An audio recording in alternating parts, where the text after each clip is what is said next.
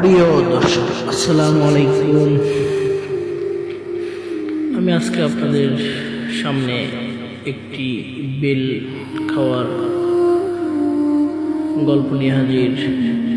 আমরা যারা সাধারণত গ্রাম অঞ্চলে থাকি,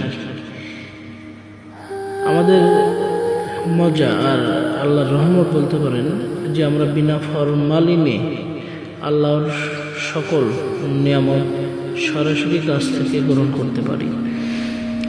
এই যে একটি বেল,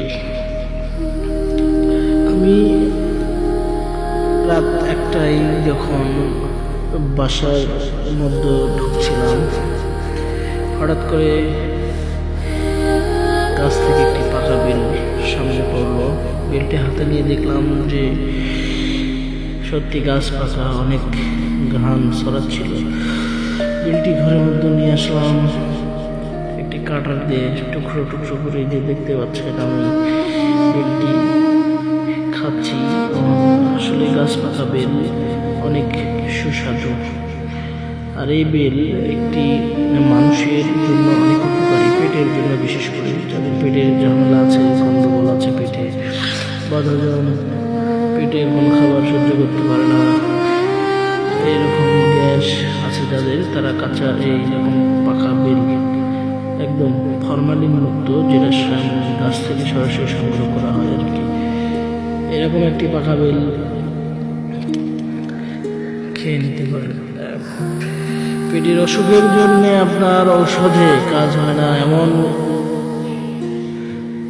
অসুখও পেটের অসুখে বেল খেলে সেরে যায়। সত্যি অনেক মজার ছিল বেলটা, পাকা বেল।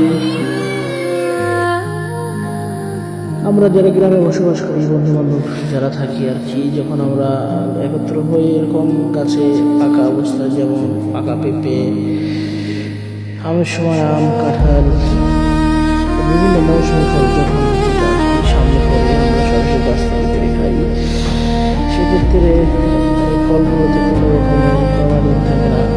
এটা কিন্তু আসলে আপনি চাইলেও শহরে বা বাজার থেকে নিতে পারবেন না। সেখানে রাসায়নিক ব্যবহার করা হয় এই জিনিসগুলো বেশি দিন সংরক্ষণের জন্য বা কাঁচা থেকে বাকি করার জন্য। আর গাছ থেকে আমরা সরাসরি বেল সংগ্রহ করছি, দেখেন বেলটা অনেক সুন্দর, ভেতরে একদম পছন্দের কালার, অমায়িক স্বাদ। সেই মজা করে বেলটি খেলাম, কিন্তু একা একা,